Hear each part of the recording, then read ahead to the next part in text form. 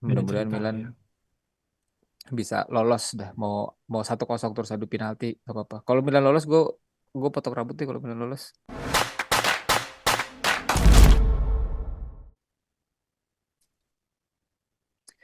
Oke, ciao tifosi pinball dimanapun kalian berada. Selamat pagi, selamat siang, pagiku cerah bagi para fans Juve dan Milan. Kembali lagi di episode pembahasan Giornata ke-24 yang berakhir minggu kemarin dan juga kita akan bahas mengenai UCL yang akan ada dua tim Liga Italia yang akan berlaga ya. Nah, pada malam hari ini gue tidak sendiri, gue ditemani oleh Bapak Rangga Kurindong sebagai Saya belum fans nyalain AC, Napoli. lupa. Ya, basah. AC saya belum Kenapa ya? diservis. Halo. Kok belum dinyalain udah basah? Enggak, ini belum gue servis. Ya udahlah, jadi ngapa ngomongin AC Oh, rumah gua? oke. Lalu ada juga Bang Busan yang sangat hitam putih banget ya malam ini ya. Sangat Gokil. berseri-seri hari ini. Pagiku sangat cerah. Wow, mengikuti template fans Milan sepertinya ya. Iya, karena kemarin partai Serie A ada partai-partai penting ya tentunya bagi pemuncak klasemen antara Lazio melawan Napoli, kemudian Juve lawan Inter, Derby della Italia dan juga Milan yang berusaha merangsek ke papan atas atau ke zona UCL. Nah, sesuai dengan urutan pertandingan kemarin nih, mungkin kita bahas dulu antara Napoli lawan Lazio ya, di mana Napoli juga bermain awal dia memberi standar bagi tim-tim lain yang bermain di partai setelahnya ya untuk bagaimana cara memposisikan diri di klasemen. Tapi ternyata cuma bisa seri nih ya. Lazio-nya juga lagi gacor sih. Tapi Mhm. kalau menurut lu gimana nih, Rang?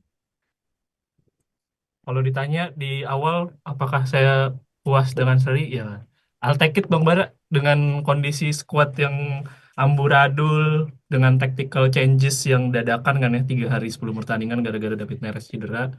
Hmm. Ya, kalau misalkan ditawarin dari awal 1 poin sih gue terima aja. Cuman ya memang yang bikin kesel dan banyak fans yang kesel juga, ya lagi-lagi penyakitnya di Olimpico pulang lagi kan, kebobolan di menit-menit akhir kan, dimana kayak sisa 5 menit, sisa ya 5 menit waktu normal kebobolan. Ya udah sedih, dan yang ngebobolin juga mengingatkan Napoli terhadap luka lama ya, si Bulai Dia, karena kan Bulai Dia pas zaman Napoli mau Scudetto tuh masih di Salernitana dia golin juga, template-nya sama dari kanan, eh, cutting inside ke kiri, terus habis itu dia Hmm. shooting. Itu persis banget golnya kayak gitu pas dia di Salernitana. Jadi Napoli waktu itu Scudetto-nya jadi ketunda gara-gara dia. Nah itu sama nih, diulangin lagi, tadinya mau dapat 3 poin ditunda jadi dapat 1 poin doang gara-gara bulai dia. Tapi menurut gue secara pertandingan, ya gue berpuas diri lah ya. Napoli juga dengan segala kekurangannya bermain cukup baik gitu ya. Mungkin ya salah satu-satunya yang gue bisa kritisi ya pergantian pemain yang dilakuin sama Conte sih. Banyak pergantian pemain yang gue juga pertanyakan, kayak masukin Rafa Marin di menit 85, di mana ya tensinya lagi lumayan tinggi. Memang Mazuki, kalau nggak salah tuh udah lumayan, ya udah lumayan tight lah ya, udah lumayan kecapean. Tapi sayang banget gitu loh. Maksud gue udah di depan mata 3 poin, tapi sayangnya harus buyar. Di luar itu gol Isaksen bagus. Gol Isaksen pertama tuh bagus banget. Raspadori akhirnya golin lagi. I'm so happy. Dia akhirnya bisa golin lagi.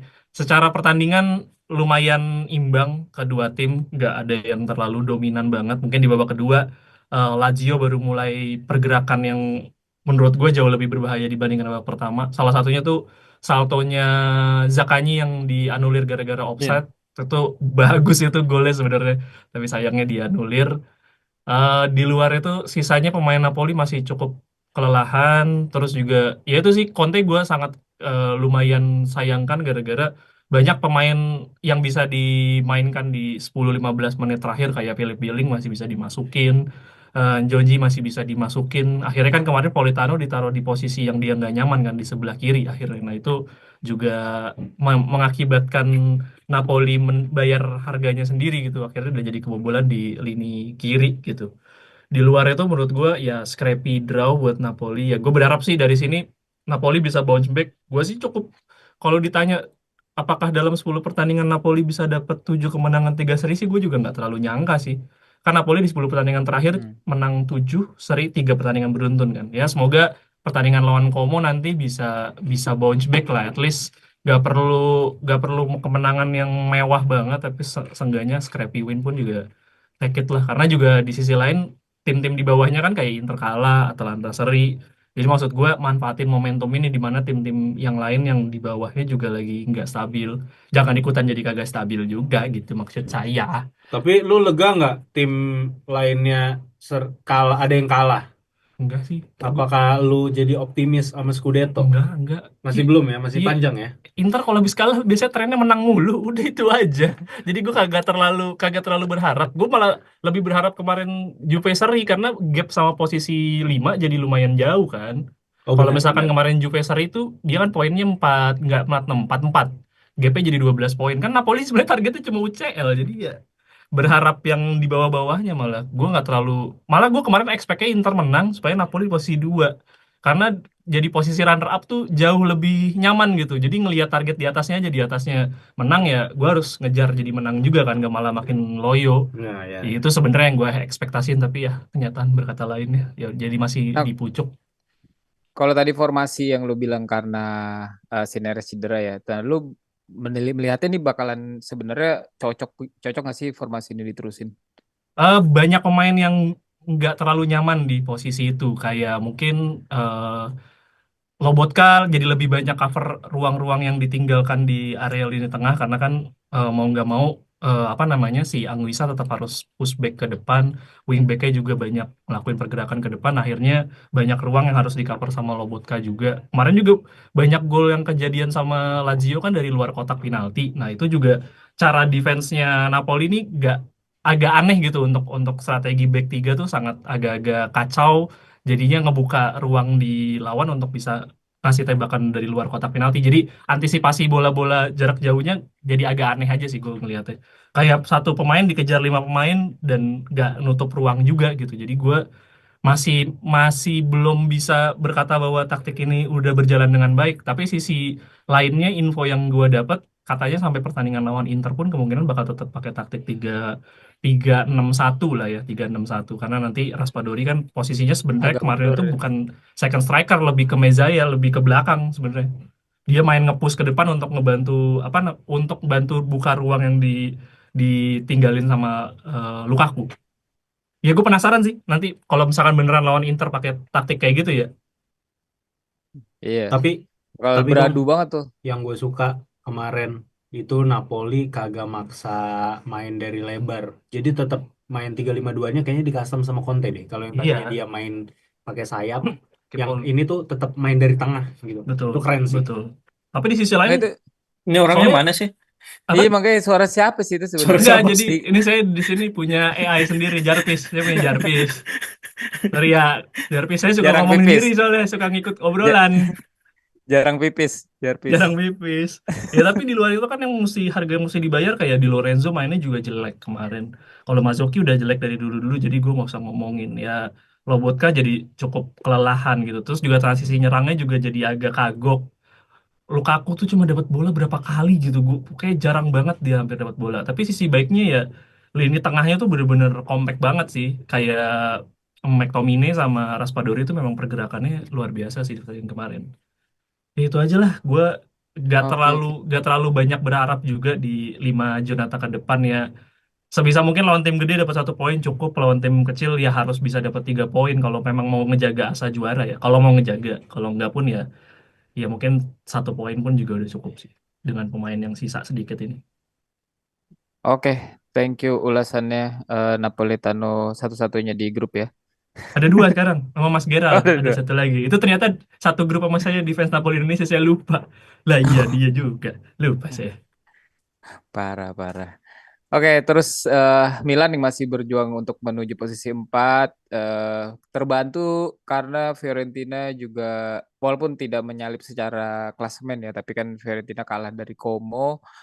Makasih banget Pak Bapak Hartono ya. Boleh kali nyawer lagi di sini di kiri bawah ada link Saweria ya buat teman-teman yang mau membelikan kita es mambo Wow. atau es kobok kayak Abah Wow. Pican ya. Nah, Milan lawan Verona kayak yang gue bilang pertandingan yang sulit ya, yang gue nggak tahu sebenarnya Verona tuh lawan lawan tim-tim lain yang ketika dibantai itu mainnya kayak lawan Milan gak sih? Jadi maksud gue benchmarknya apakah Milan yang goblok ataukah memang Verona kemarin itu bermain sangat defensif dibanding match-match dia sebelumnya kan. Waktu lo Napoli deh ya, ketika Napoli kalahnya segitu banyak, tuh Verona lagi belaga Eh, gila apa gimana ya waktu itu? mainnya counter attack banget sih yang pas Counter lawan ya emang Napoli ya. waktu itu. Memang counter. Jadi dia kayak pegas aja gitu. Pas ada kesempatan buat dia bounce back ke depan, dia langsung bounce back ke depan. Gue juga agak lupa secara taktikalnya. Tapi kayaknya pas yang lawan Milan memang taktikalnya agak di reshape juga sih. Agak berubah sedikit dari yang biasanya pakai pokoknya tiga tiga empat satu dua ya, pokoknya tiga sekarang tiga empat satu dua, ini tuh jadi 3-6-1 ya kalau Malah nggak salah, atau iya, 3-5-1-1 malah lebih ke ya. betul, lebih ke situ emang tengahnya numpuk banget tapi juga bantu turun ke bawah. Ya Milan Hmm. lagi-lagi kesulitan membongkar tim dengan pertahanan yang rendah dan yang low block terus rapat juga. Tapi emang Gimenez kelas sih. Maksud gua itulah striker yang balik lagi dibutuhkan oleh Milan saat ini. Bahkan golnya dia yang ketika di offset ya, itu sih finishingnya mantep banget sih anjir. Akhirnya Milan punya striker yang kayak gitu kan. Dan dengan tidak dimainkannya Fantastic Four secara berbarengan di awal itu benar seperti dugaan gua, mereka memang lebih balance tuh, tidak langsung sekaligus empat gitu karena keseimbangan tim akan terganggu. Ya Sotil dicoba walaupun tidak terlalu impresif. Yang gue ngeliat tactical change-nya itu paling ketika udah unggul si Musa dijadiin DM ya, ketika dia masukin si siapa ya, Jimenez sama Leao. Oh, si Pulisic gantiin Fofana. Jadi kan gue pikir wah anjir nggak ada DM nih. Gak tau ya si Musanya diturunin ke belakang. Kayak Napoli tadi kalau scrappy draw ya Milan scrappy win ya. Tapi memang partainya super padat setelah UCL kemarin terus sekarang di Serie A, dan jangan lupa Bolonya itu udah keluar jadwalnya mainnya tanggal 27. Waduh. Berarti tuh weekdays-nya minggu depan tuh bakal lawan Bolonya, itu rapet banget dan partai yang penting buat di posisi klasemen ya, karena sekarang kan pesaingnya benar-benar di bawahnya Milan tuh tepat ada Bolonya. Ya gue cukup happy dengan hasilnya, masa bodoh permainannya seperti apa. Leao walaupun asis tapi gue lebih melihat kreditnya itu sih buat Alex Jimenez sih. Ketika dia kasih chip ball ke Leo. Kalau Leo ngoper kayak gitu sih lebih ke insting gue rasa. Tapi ya it works karena strikernya juga tajam. Kalau Tammy Abraham yang begitu sih itu ke atas bolanya, ke atas Terus tiang loh itu masih loh. langsung. Kasih loh. Temi Abraham nggak ngapa-ngapain masih diomongin. Dan beberapa juga mulai diistirahatin. Syukurnya besok lawan UCL kan bermainnya di home juga, dan Milan kemarin mainnya home jadi nggak mesti tandang ke kota lain gitu kan. Mudah-mudahan ini menjadi langkah awal yang tipis-tipis 1-0 1-0. Gue udah happy sih. Gitu sih kalau dari gue. Mudah-mudahan ini bisa berlanjut lah permainannya di Kayak paru partai paru maha dua penting. paru dua gini Bang Bara kayak udah bukan masalah main bagus atau enggak deh. Gue dapet poin yang penting aja udah gitu. Kayak soalnya paru dua kan semua tim lagi padat-padatnya ya. Apalagi yang main di UCL tuh lagi padat-padatnya. Terus juga kalaupun bukan tim yang padat, mereka biasanya udah setengah musim ya bensinnya udah pada mulai menuju habis kan. Secara pemain juga ya Iya. kebukti lah banyak banget cedera di bulan Januari. Desember, Januari, Februari ini udah lumayan banyak semua tim Serie A tuh pada kebagian. Jadi kayaknya ya buat tim-tim Milan, Inter, Lazio, Juve udah menang 1-0 udah cukup lah pokoknya. Apalagi lawan kalau lagi derby atau lawan tim-tim gede ya.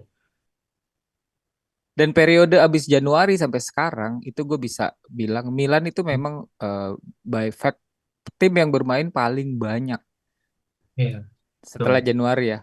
Karena UCL-nya lembur, terus Coppa Hmm, Italia masih main lawan betul. Roma. Ada partai tunda lagi nyelip kan. Iya, Inter ada partai tunda tapi UCL-nya nggak main ya kan. Juve ada iya. UCL tapi nggak ada partai tunda.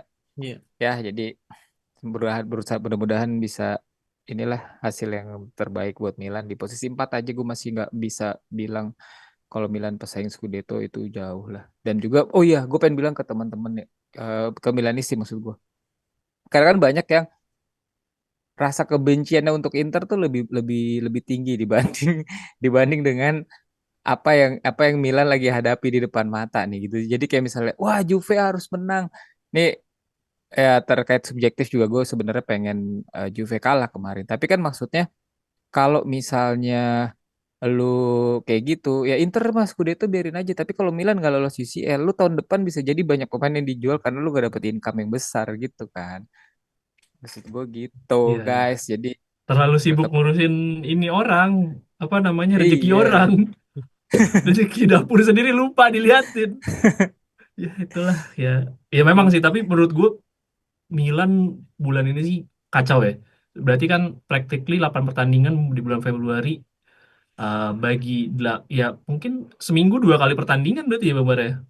Betul. Seminggu bisa Dan itu dua kali udah pertandingan itu. berjalan sebulan, iya 8 pertandingan. Eh, iya, bakal sampai dari tanggal 3 Februari sampai 27 tuh kalau nggak salah, itu total 8 pertandingan. Dihitung-hitung aja nggak nyampe 20, nggak nyampe 30 hari itu 8 pertandingan tuh. Hmm.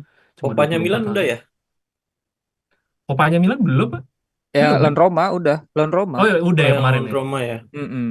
Tinggal nanti di akhir Februari itu si Juve lawan Lazio-nya. Baru nanti yang Eh, menang lawan Milan. Gitu. oh, Mainnya bukan bukan 22 kayaknya beda April. beda ini. Lazio Inter itu kayaknya. Oh Copa. iya, Lazio Inter kopanya baru Lazio main. Inter. Padahal di Lazio babak yang Inter sama. tuh 26 Februari. 27-nya Juventus Empoli. Empoli. Juventus Empoli. Hmm. Oke, gue geser pembahasan ke Juventus yang memenangkan pertandingan maha penting di weekend kemarin. Bang Busan, karena nggak ada Aldi nih, jadi kesempatannya lu bisa bahas 2 kali lipat nih, biarin Aldi kan ternyata para tifosi yang komen itu yang bilang Aldi lu harus pede dong gitu kan, tapi ternyata Juve lah rajanya nih. Gimana nih Bang? Ya, ini kemenangan kemenangan 4 kali beruntun ya, setelah sebelumnya 2 kali, maksimal 2 kali menang doang berturut-turut gitu. Nyari 3 kali berturut-turut susah banget tuh. Akhirnya kemarin menang 3 dan ini lanjut 4 kali berturut-turut. Dan ini jadi momentum yang bagus juga buat Juve untuk pertandingan-pertandingan selanjutnya ya. Kalau dari segi pertandingan di babak pertama sebetulnya Inter lebih mendominasi ya, terutama banyak eksploitasi dari sisinya Savona di bek kiri karena emang kayaknya Savona bisa dibilang jadi titik terlemahnya Juve terutama di babak pertama itu. Dan sebetulnya Inter ini banyak tidak gagal memanfaatkan peluang-peluang yang dipunya, entah kena tiang atau tendangannya melambung ke atas. Dan Juve juga sebetulnya bukan tanpa peluang juga di babak pertama, ada juga sih peluangnya. Dan memang pendekatan dari Juve kan di awal babak pertama memang udah langsung pressing tinggi tuh. Emang menekan back-backnya Inter sehingga Inter juga cukup kesulitan ya awal-awal, tapi kemudian Inter berhasil lepas karena memang Juve-nya nggak bisa ini ya, memang mencari momentum untuk cool down, nggak pressing secara Gaspol terus-menerus. terus. Nggak gaspol terus karena memang harus memanage stamina kan. Jadi pas cooldown itu Inter mencetak beberapa peluang yang untungnya gagal dimanfaatkan. Memang overall di babak pertama dipegang Inter ya. Babak kedua akhirnya Juve bisa lebih keluar dan memang di awal babak kedua sudah mulai menyerang lagi, agresif lagi. Dan terutama sejak Cambiaso masuk ya. Cambiaso masuk itu benar-benar membuat sayap sisi kirinya Juve itu lebih hidup dengan adanya Cambiaso. Dan ini lagi-lagi Juve sangat beruntung punya bisa mendatangkan Kolo Muani ya, yang Hmm, benar-benar jadi game changer untuk Juve parah di parah. para musim kedua ini.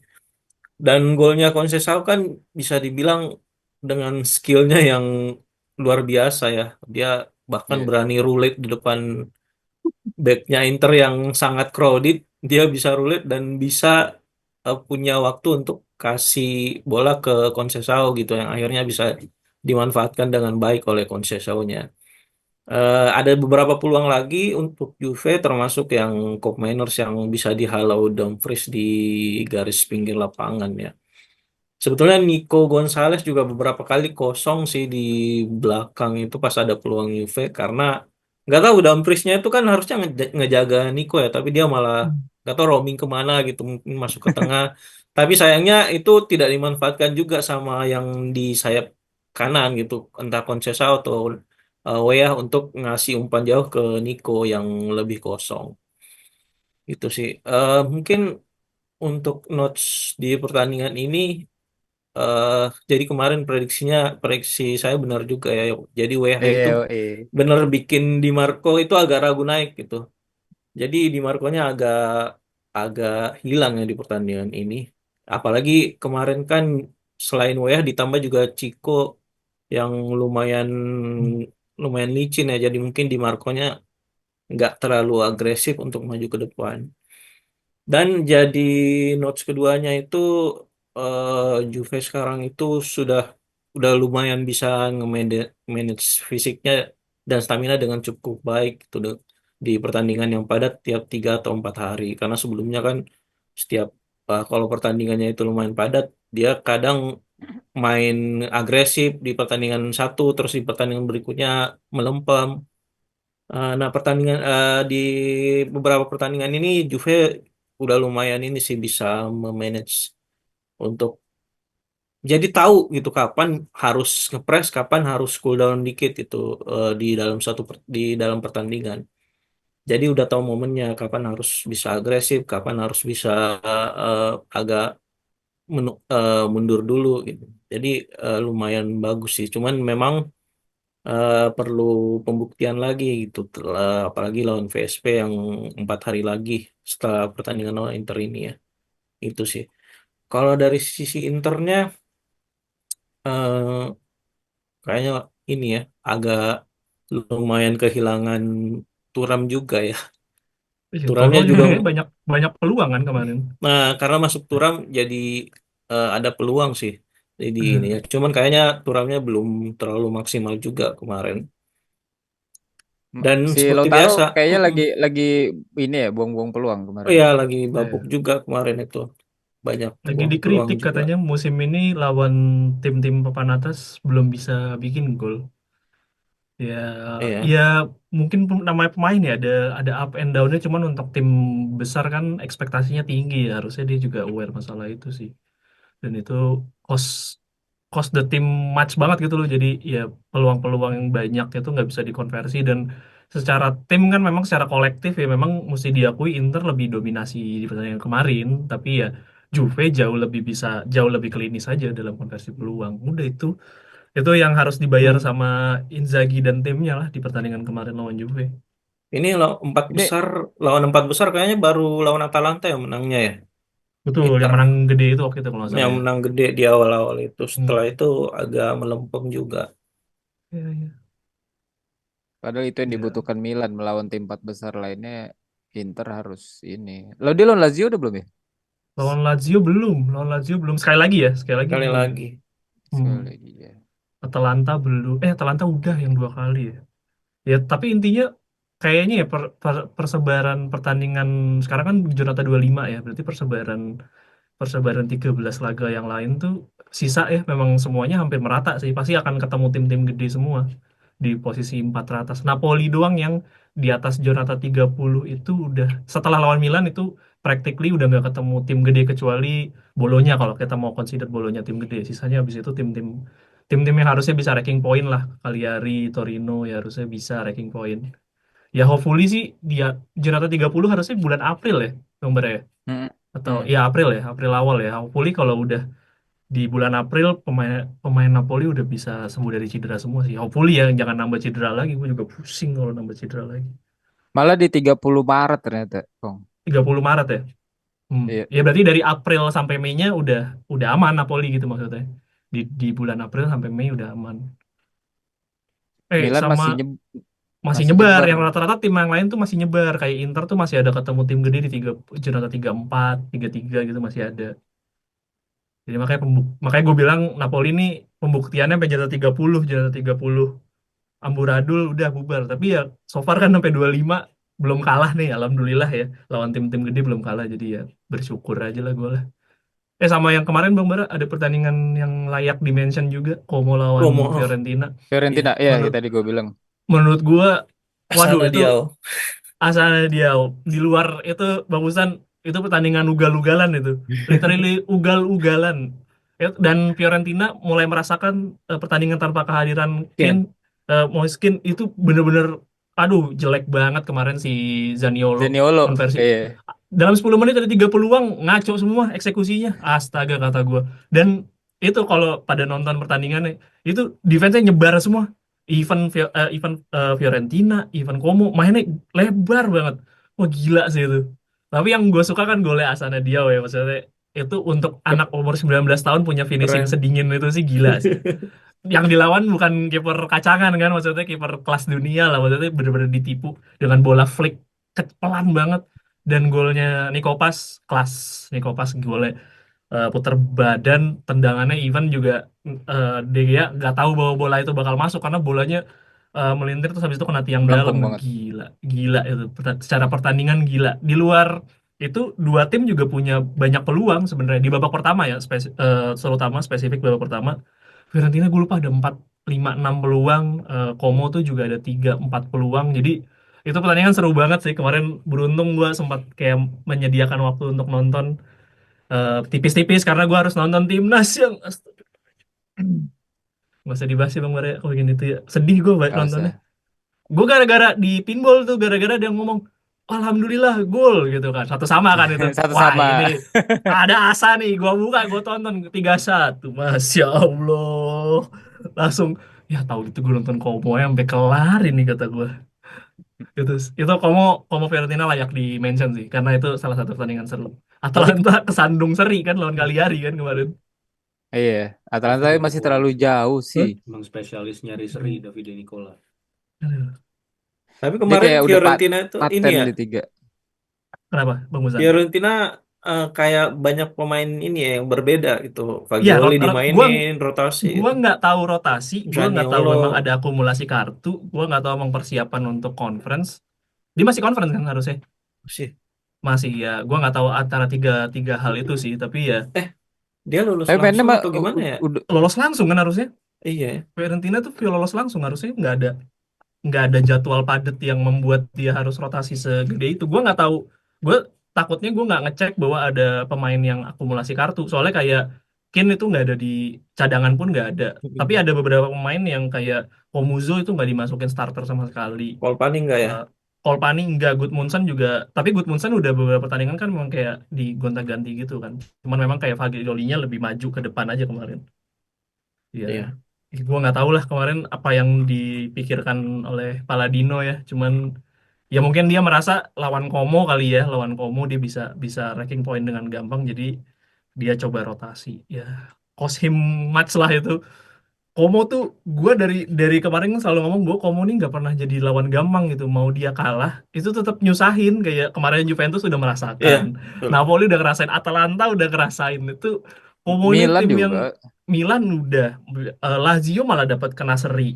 Itu ini tim itu terlalu terlalu gila sih kalau kalau kata gue, bener-bener gila kan. Si siapa namanya Fabregas juga ngomong, gue pengen bikin tim yang bermain menarik supaya bisa menarik penonton lebih banyak. Cuman menurut gue riskan banget gitu secara taktikal, itu ugal-ugalan sih.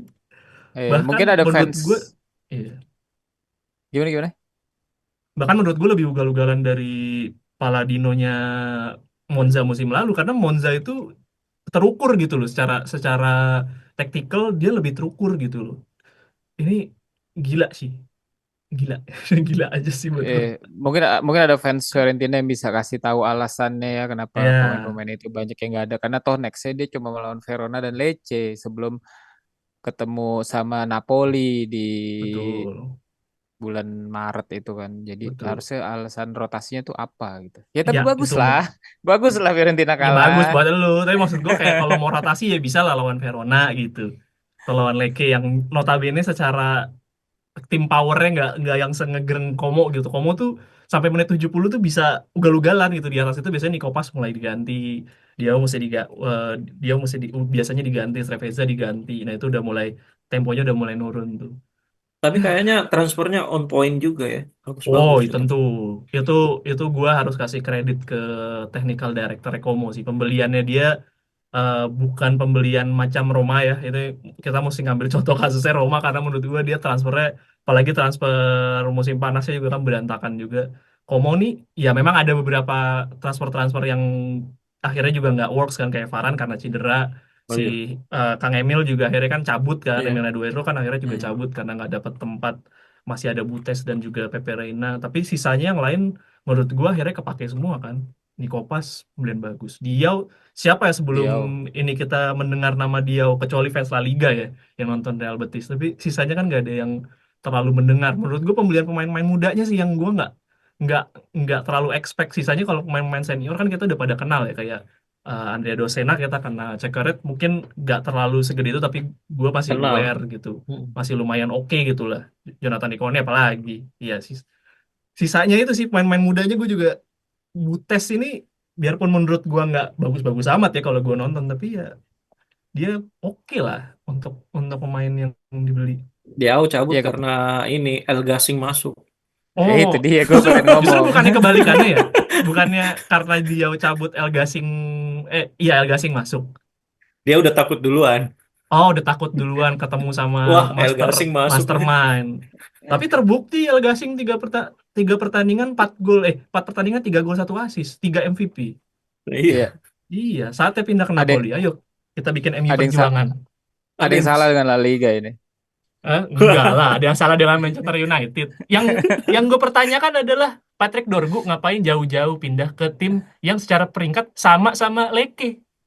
MU posisi 15, Leke posisi 15, ngapain ente pindah ke situ? Udah ditawarin kemarin main tim yang mau main Champions League musim depan, kagak mau. Pindahnya ke tim yang posisinya sama juga, ngapain? Mana itu Amorim kadang, Dorgu kadang pernah ditaruh jadi bek tengah, coba kata gue. Ini berarti gimana dah, maunya apa sih? Dia Allah, hobi banget ngubah-ngubah posisi anjir. parah, parah. Terlalu ekstrim, tapi perubahannya terlalu ekstrim. Oke lah, Udah itu gua, kita tutup udah cukup. Hmm.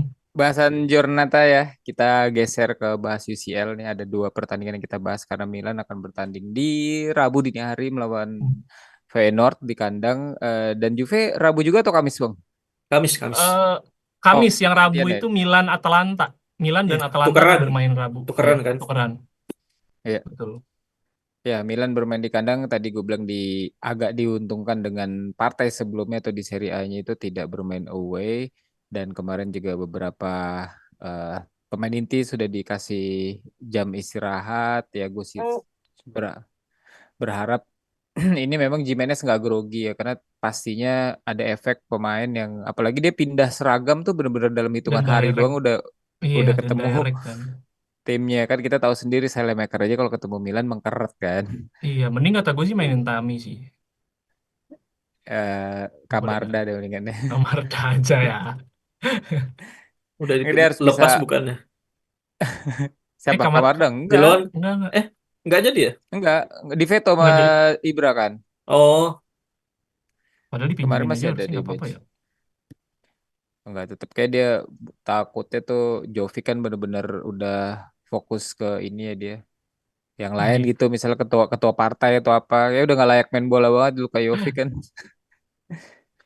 Ya jadi lawan Feyenoord, Jimenez musuh terbesarnya tuh dirinya sendiri, tapi mungkin hmm, mentalnya sudah naik karena kemarin mencetak gol di San Siro iya. juga. Besok bermain di kandang sendiri, pastinya nggak ada pressure dari penonton Feyenoord.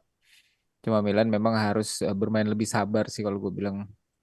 Bongkarnya tuh nggak bisa yang serak seruduk kayak kemarin waktu di apa Rotterdam ya semua pemain mau menunjukkan diri mau menjadi pemecah kebuntuan tapi itu nggak berhasil. Main lawan Verona udah cukup cukup tepat lah ditambah ya Leao harus mengurangi kebodohannya ya. Kemarin lawan Verona tuh selain asis itu mainnya parah kayak orang ada kabar pas lagi di Feyenoord itu dia suntik painkiller mainnya. Jadi tuh kayak touch-nya tuh hilang sama sekali. Kayak lu dribbling yang harusnya bolanya pendek, dia bisa kejauhan bolanya akhirnya kerebut.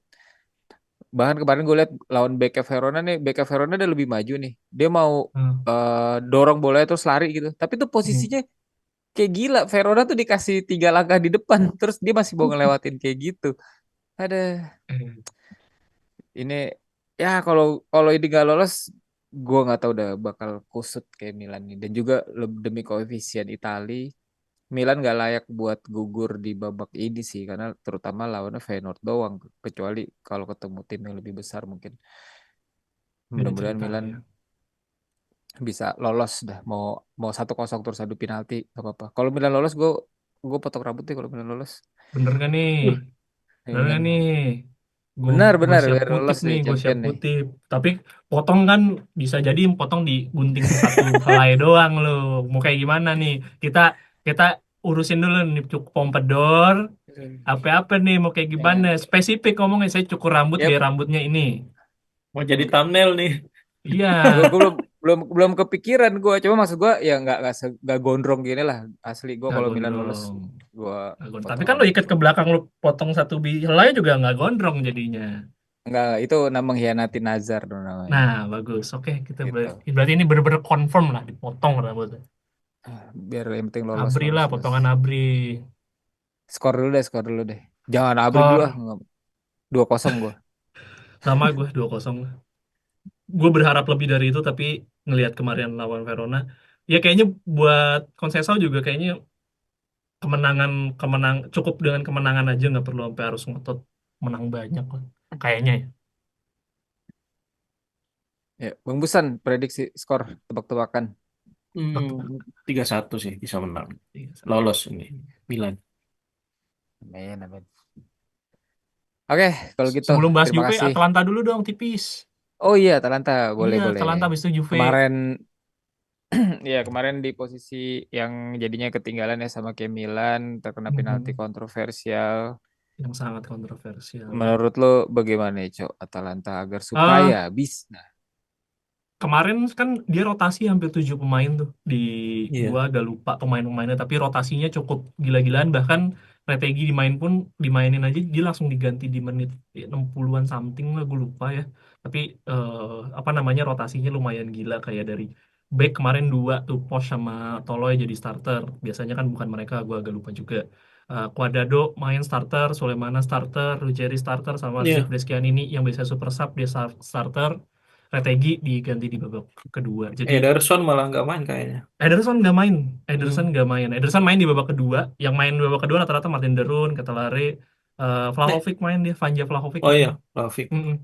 Vlahovic main. Jadi eh, menurut gua ya dengan mereka ini benar-benar bersiap untuk UCL banget sih kalau gue lihat dari apa yang terjadi lawan Cagliari. Jadi harusnya ini gila-gilaan sih mainnya balas dendam dengan penalti kontroversi kemarin harusnya mereka balas dendam dengan kemenangan yang impresif menurut gue bisa 5-1 bisa 4-1 feeling gue bakal bakal bakal Skor gol gede. banyak sih feeling gue Hmm. bakal balas dendam karena Atalanta tuh biasanya gitu kalau lagi ada misi balas dendamnya dia mainnya luar biasa gerintanya tuh luar biasa sih ini gue berharap jadi misi balas dendam untuk membalaskan penalti kontroversinya dari Club Brugge Lukman jadi kayak 5-1 hat-trick lah. sih kalau gue bilang. Oh, berharap gue juga membantu naikin koefisien udah mulai turun nih gara-gara kemarin pada kalah semua ini.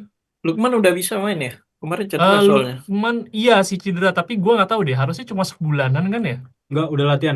latihan kan. Jadi Barusan banget Oh, gue udah. cek. iya harusnya sih udah harusnya either nggak main lawan klub Brugge atau setelahnya. Tapi ini cuma Kemarin kayak aja di sebulanan cadangan doang. belum ada loh. Iya. Iya, tapi katanya udah Cedera mulai soalnya. latihan. Sebulanan doang kok katanya cederanya. Ya, berarti nggak bisa hat-trick lah. 1 gol walaupun main paling dia. Gak apa-apa pakai pakai ini juga bisa. Pakai yang buat penyangga itu masih bisa hat-trick dia. CDK gak usah dimainin deh. Dia juga demam panggung ketemu mantan tim. Iya ya. Skor Iya. lima lu skor satu lu gue. tadi lima 5-1. satu Lu aja gue berapa ya, lima Bang? satu. Bang Busan? 3-0. Retegi lah. Retegi. Retegi siapa lagi Gua ya? Itu retegi lah. gua 2-0 ya sama kayak Milan lah. Ini semua UCL gua langsung rata deh. Juve juga 2-0 gua. Juve 2-0. Main di kandang PSV sih. Gue malah feeling gue seri sih. Dua Tapi kan kosong tetap PSP lolos nih. kan. Iya 2-0 PSV apa 2-0 0-2 berarti. Juventus? Enggak, kosong Juve, dua. Juve, Juve. Feeling 0-2. gue malah seri Oke. sih. Kayaknya Juve juga Ba- bakal feeling gue gak all out banget kalau memang sampai menit 60-70 kondisi masih kosong-kosong mereka bakal rotasi atau mungkin udah Iya. dapat 1 gol mereka mulai rotasi main lebih ke belakang. Iya. Kalau dari Juventininya nih gimana Bang lu membaca pertandingan besok di Eindhoven? Iya, di pertandingan di Eindhoven ini kan lumayan sulit juga ya karena PSV biasanya di kandang itu mainnya lumayan bagus dan Tuh. secara rekor juga bagus gitu. Kalau nggak salah di musim ini belum pernah kalah ya di kandangnya. Jadi ini Juve-nya juga harus hati-hati juga main di sana, jangan menganggap enteng Ya. karena em, ini kan misinya memang harus lolos ke babak berikutnya gitu karena ini kan kalau nggak salah Ruginya ya sudah terlalu banyak.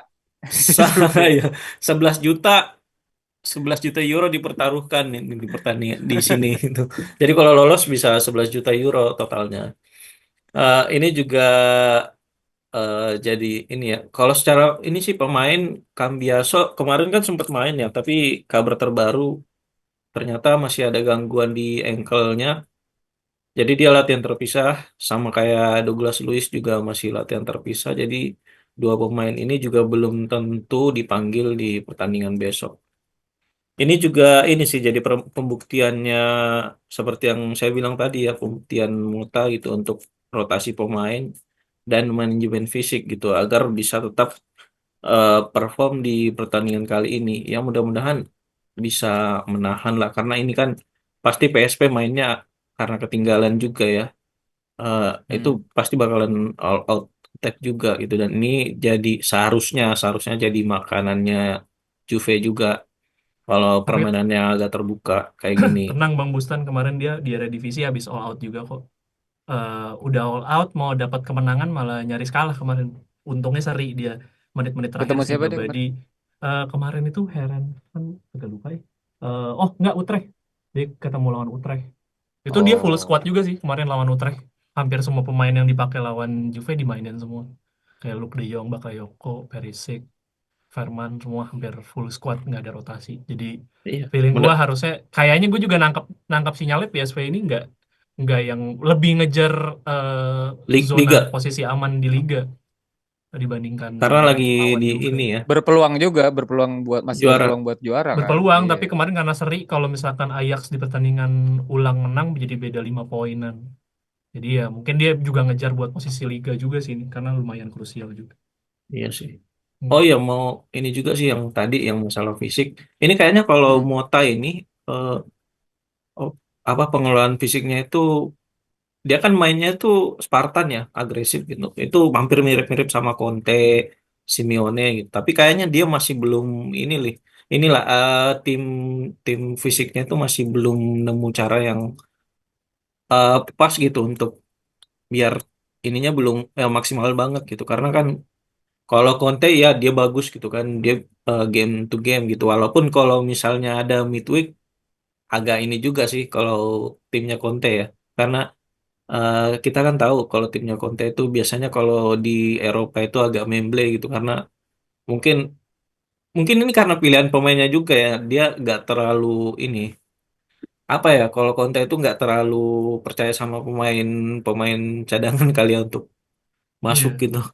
Dan dia cenderung memainkan pemain-pemain yang sama gitu itu sih kelemahannya dia tapi kalau preparation fisiknya itu lebih bagus sih dari Mota dan yang paling bagus mungkin Simeone sebetulnya yang paling bagus. Dia kan dari dulu itu mainnya kayak gitu Spartan tuh Grinta ya. Tapi Mhm. walaupun main di Eropa hasilnya juga ada sih. Dia berapa kali juara kan di Eropa juga Liga Champion dia sempat dua kali masuk final. Dia Dua juga kali pernah final. Liga Eropa gitu.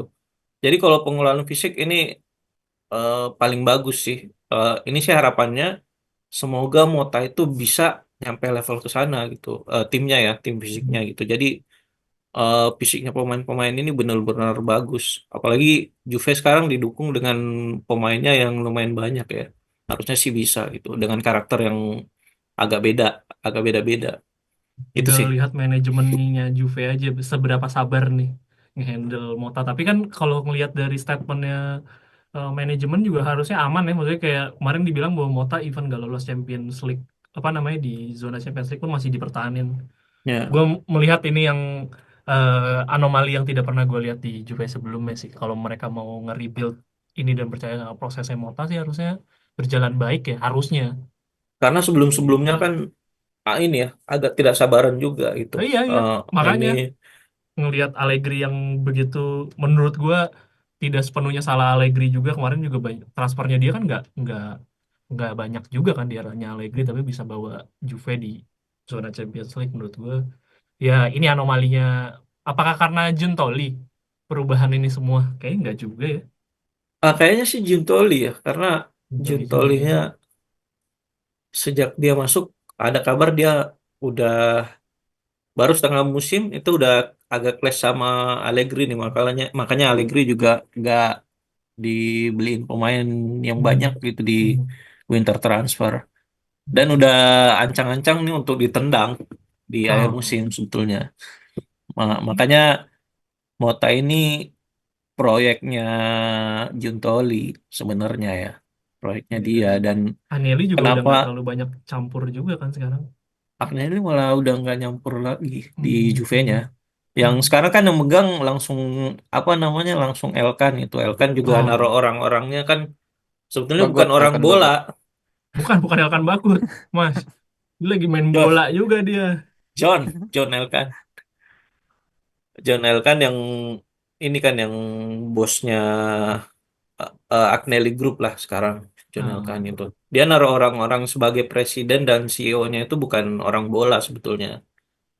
Jadi ya kayak sama boneka kayak aja gitu. Como kan, yang owner klubnya aja produser film. CEO Nirwan Bakri.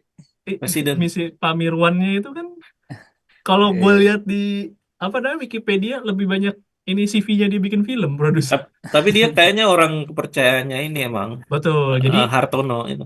betul. Tapi di Como mirip mirip mirip kayak Juve juga, yang ngurusin bisnis memang bukan orang bola, tapi yang ngurusin klub itu orang bola semua. Jadi dia nggak ada intervensi kayak transfer pemain, cuma kayak tahun ini gue kasih budget segini, ya lo investasikan sesuai dengan transfer budget yang gue kasih. Itu menurut gue jadi jadi bijak. Kalau kayak compare ke yang kita compare sama tim yang duitnya banyak tapi goblok aja deh, MU gitu.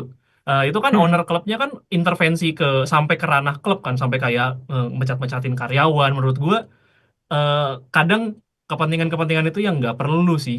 Nggak kalau memang lu nggak kompeten di bidang itu nggak perlu harus sampai intat segitunya. Ya memang gue paham duitnya duit lu, cuman kayak ya terkadang kita harus memberikan keleluasaan ke orang yang bekerja untuk bisa memberikan performance terbaiknya gitu, dibandingkan lo ikut campur mulu, dibandingkan micromanaging gitu kan nggak jalan juga ujung-ujungnya. Makanya sekarang dari sisi sepak bola sebetulnya ini Gintol itu berkuasa sih dari sisi sepak bolanya.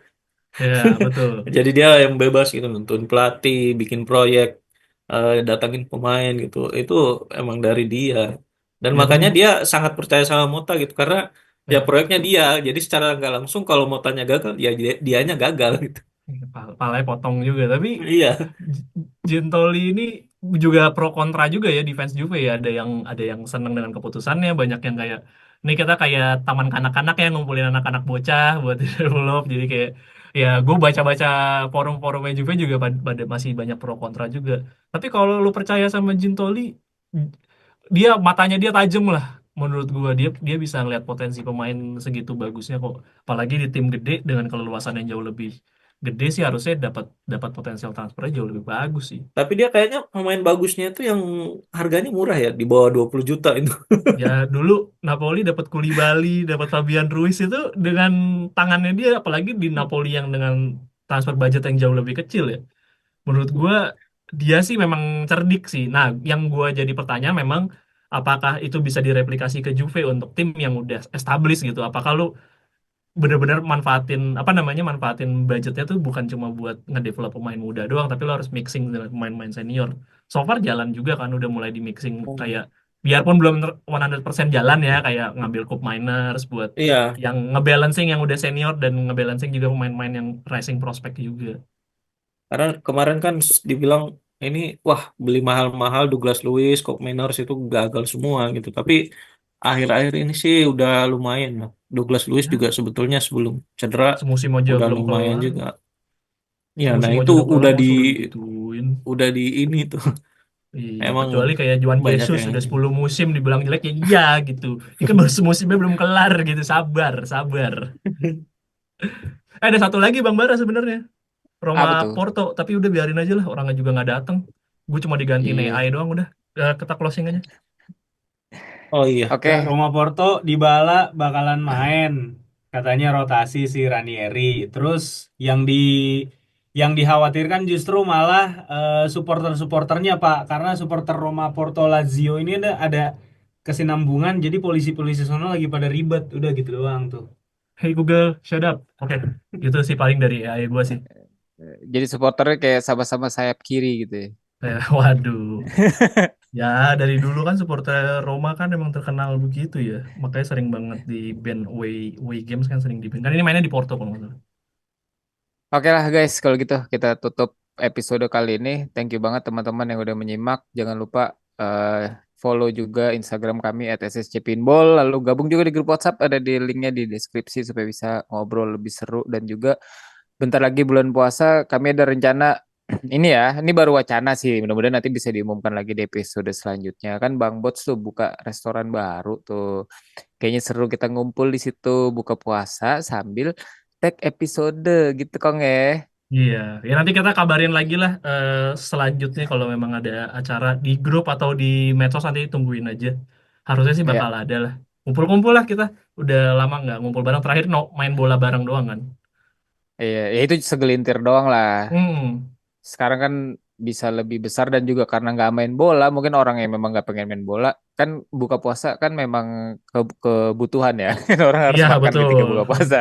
Iya, Siapa tahu kita bisa ngumpul di situ sambil juga bahas episode. Kita tag episode jadi iya, ada teman-teman juga in frame banyak kan semuanya teman-teman iya. tifosi-tifosi biar Kalau kita lagi ada jadwal nobar, nobar sekalian. bener. Jadi nggak cuma gua yang paling tua gitu. Jadi biar di grup pada datang yang tua-tua dari gua gitu. Yang tua-tua prioritasnya banyak bang, lo doang yang nggak ada prioritas.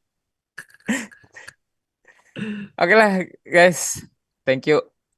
Gue mewakili Rangga dan Bang Bustan. See you on another episode. Bye bye.